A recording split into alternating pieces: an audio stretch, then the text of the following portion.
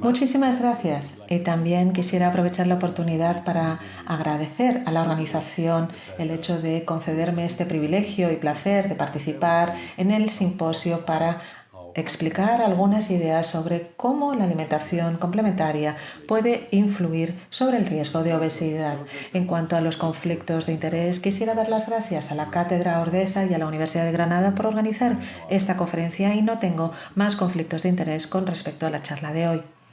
Hace más de un siglo que sabemos que la alimentación complementaria debe ofrecerse a partir de la segunda mitad del primer año de vida y en adelante, porque en ese periodo la lactancia materna no es suficiente. Y cuando hablamos de la alimentación complementaria es importante definir este concepto. Por un lado tenemos la Organización Mundial de la Salud, que para proteger y promover la lactancia materna ha definido la alimentación complementaria como cualquier alimento distinto de la leche materna.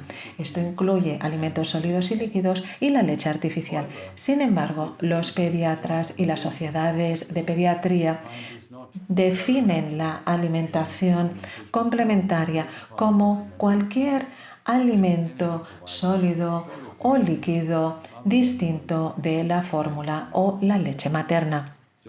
Y esta es la definición que voy a utilizar para mi charla.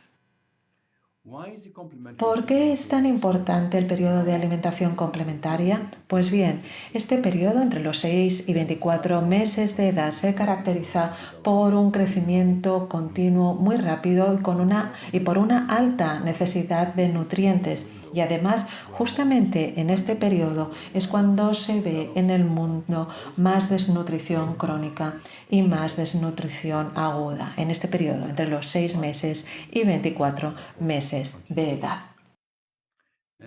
Es muy importante ofrecer una alimentación complementaria adecuada para salvar la brecha entre el aporte calórico obtenido de la lactancia materna y el necesario para el crecimiento.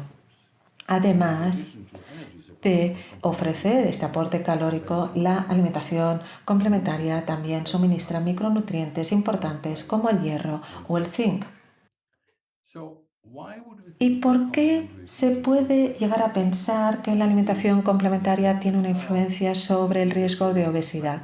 Pues bien, como he dicho antes, se trata de un periodo de rápido crecimiento y de gran plasticidad del desarrollo del cuerpo, donde hay una alta necesidad de nutrientes y es un periodo de transición con cambios en la dieta que tienen un efecto fisiológico considerable.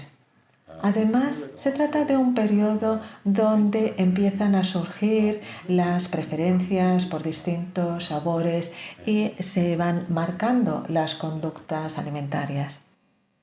Del mismo modo, se trata de un periodo con una gran influencia de las conductas de los padres, de sus creencias, de sus tradiciones, de los hábitos alimentarios de cada región que afectan a la alimentación complementaria.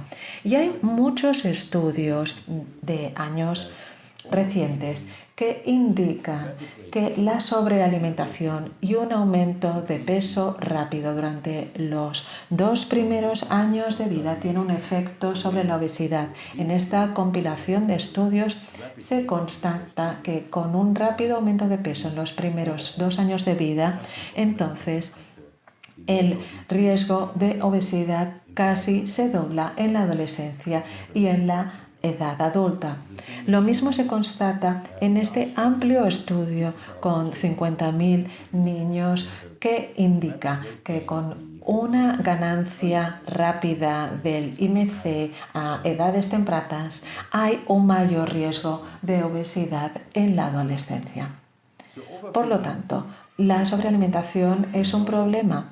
Y sabemos que cuando hay un aumento de la ingesta calórica durante la lactancia, hay un rápido aumento de peso y por lo tanto un mayor riesgo de obesidad a edades posteriores.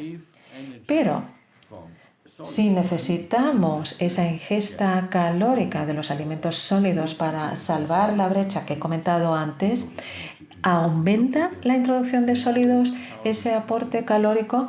Pues bien, en este estudio realizado en 5 países de la Unión Europea con más de 1.000 lactantes alimentados con fórmula, vemos que los que reciben alimentos sólidos entre los 4 y 6 meses, por ejemplo, tienen una ingesta calórica de 50 a 100 calorías más al día. Es decir, los alimentos sólidos sí aumentan la ingesta calórica, pero su efecto no es importante.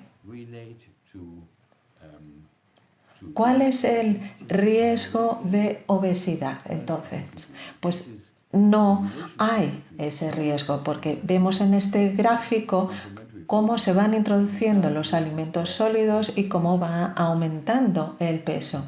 Y evidentemente hay una ligera diferencia según los diferentes puntos de introducción de alimentos sólidos, pero no hay una relación continua del momento de introducción de los sólidos y el aumento de peso. Y eso se debe al hecho de que la introducción de sólidos se realiza en el momento en que ese niño requiere un mayor aporte calórico. Y eso significa que hay una interacción entre ambos factores. Ello se confirma en estas 2 revisiones sistemáticas que indican que la edad de introducción de alimentos sólidos no se asocia en general al riesgo de sobrepeso u obesidad. Eso es una buena noticia. Y en cuanto al momento de introducción de sólidos, hay que prestar atención a los indicios en cada niño. Y en Europa se recomienda entre el primer y séptimo mes en la población con un alto riesgo de infección debido a la mala calidad del agua o de los alimentos disponibles. Y en general, esta introducción de alimentos sólidos se recomienda a partir del séptimo mes. ¿Y cuál es el tipo de alimentación complementaria? Bien, por un lado, hemos visto que si se aumenta el aporte calórico, hay un aumento del IMC. Pero también, por otro lado, vemos que el aumento de las proteínas, sobre todo de la proteína de la leche, durante el primer año de vida, aumenta el IMC y la grasa corporal. Y esto está relacionado con la hipótesis de la proteína temprana. Y si se da demasiada proteína, más de la necesaria, entonces aumenta el peso y años después hay un aumento del riesgo de obesidad. Por lo tanto, no queremos dar demasiada proteína. Y en este sentido es muy importante reducir el consumo de leche de vaca porque tiene un contenido de proteína que es 3 veces superior al de la leche materna o el de la fórmula. Por eso la Sociedad Alemana de Pediatría no recomienda leche de vaca durante el primer año de edad y a partir de los 36 meses se recomienda limitar la leche de vaca a entre 200 y 400 mililitros al día. ¿Y solo debemos fijarnos en la proteína o también en otros nutrientes? Bien, en este estudio de los Países Bajos se analizan los cuartiles de mayor y menor ingesta calórica en la lactancia y su asociación con el sobrepeso en la edad escolar a los 8 años. Y vemos ese efecto de una mayor ingesta de proteína con un mayor riesgo de obesidad y también aumenta el riesgo de sobrepeso y de obesidad con el aumento de la ingesta de azúcar. Y ese riesgo aumenta cuando tenemos un mayor consumo de ambos, de proteína y azúcar. Evidentemente, cuando se da una alimentación complementaria hay un aumento de la ingesta de hidratos de carbono. Cuando la ingesta es solo de leche materna, vemos que los hidratos de carbono solo representan un 44%, pero este porcentaje va aumentando con la alimentación complementaria. Y si analizamos cuáles son los alimentos infantiles disponibles en el mercado y vemos una comparativa entre los niños que reciben fórmula y los que reciben lactancia materna, vemos que en el caso de los lactantes que reciben fórmula, la introducción de la alimentación complementaria es más temprana y sobre todo reciben más alimentos infantiles de disponibilidad comercial, alimentos comerciales que son azucarados. Y si analizamos estos alimentos infantiles, vemos que en la mayoría de los casos se tratan de cereales, pero al analizar estos cereales infantiles, la mayoría se basan en azúcar. Son cereales refinados y azucarados. Esto es lo que vimos en este estudio CHOP en 5 países europeos. Y si vemos lo que hay disponible en el mercado en cuanto a alimentos infantiles en Alemania, en rosa vemos la cantidad de alimentos azucarados y vemos que las gachas, estos cereales que se mezclan con leche, tienen un porcentaje muy elevado de azúcar. Son cereales azucarados. Y además no solo estamos hablando de cereales que tienen azúcar, sino que además se azucaran con concentrados de fruta y con otros productos que no tienen que incluirse en la etiqueta como azúcar añadido. Así que en el mercado tenemos a productos que tienen un 40% de azúcar y sin embargo en la etiqueta no consta que hay azúcar añadido porque ese azúcar procede, por ejemplo, de estos concentrados de fruta. Además, muchos de estos productos no contienen los micronutrientes tan importantes para el desarrollo infantil que debe incluir la alimentación complementaria. Menos del 30% tiene hierro, un 14% tiene zinc y un 28% tiene yodo. Por lo tanto, debemos aconsejar a los padres que elijan productos menos dulces y que tengan un mayor contenido de micronutrientes como el hierro, el zinc y el yodo.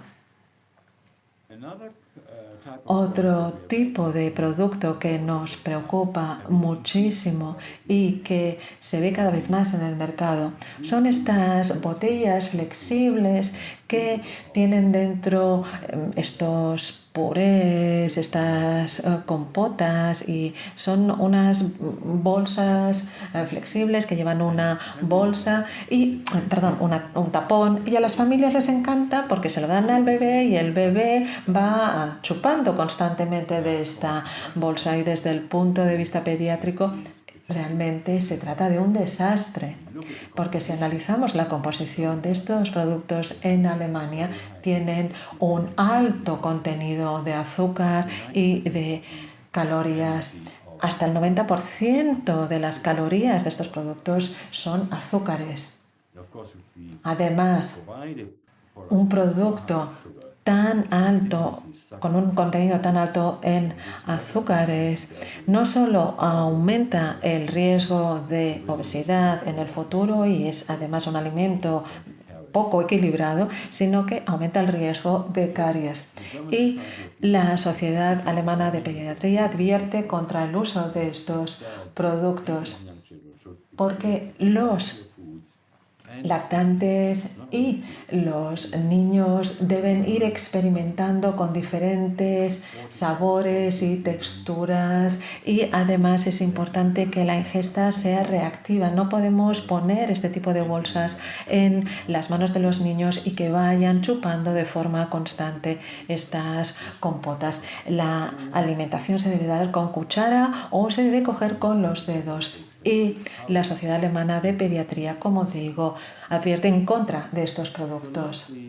Y ahora hablemos de los sabores. Tenemos este estudio de Mayer que indica que Una mayor variedad de sabores aumenta la aceptación posterior de nuevos alimentos. Y este es un tema muy importante.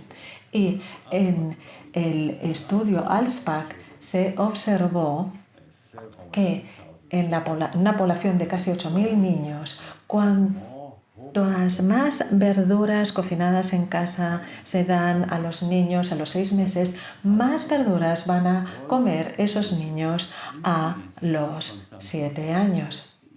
Y eso es importante porque sabemos que cuanto mayor es la ingesta de verduras, mayor es la protección frente a la obesidad, frente al riesgo de obesidad. Por lo tanto, acostumbrar a los niños pequeños, a los lactantes, a tener una amplia diversidad de sabores durante el periodo de lactancia y a temprana edad va a permitirles tener una mayor aceptación de otros alimentos y de las verduras en general a edades posteriores.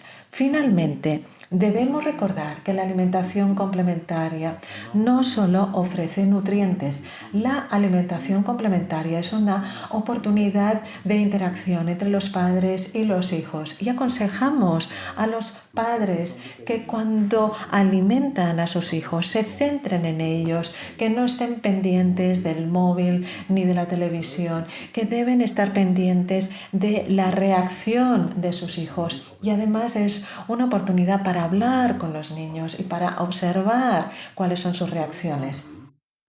A modo de resumen, el momento de introducción de la alimentación complementaria apenas influye sobre el riesgo de obesidad. Es importante ofrecer una diversidad de verduras y sabores, no añadir azúcar ni sal, evitar la sobrealimentación y la alta ingesta de proteína de la leche, de azúcar y de bebidas dulces. Debemos aconsejar a las familias que escojan productos con menos azúcar y más micronutrientes y además debemos advertirles sobre el uso de esos productos, que son esas botellas flexibles con compotas o purés. Además, la alimentación complementaria es una oportunidad de comunicación y de interacción y para aprender conductas de alimentación positivas y promover una alimentación reactiva. Además, sobre todo debemos informar a las familias que están en situación de riesgo en cuanto a las conductas nutricionales negativas. Y normalmente hemos visto, según los estudios, que son familias que dan fórmula a sus hijos y debemos aconsejarles sobre las buenas conductas alimentarias. Y si tienen más preguntas, pueden acceder al portal www.earlynutrition.org. Es un portal gratuito de pediatras y sociedades de pediatría con diferentes módulos sobre nutrición y sobre alimentación complementaria. Se incluyen distintos temas y realmente cuenta con miles de participantes de todo el mundo y es un portal con información muy interesante. Muchísimas gracias por su atención.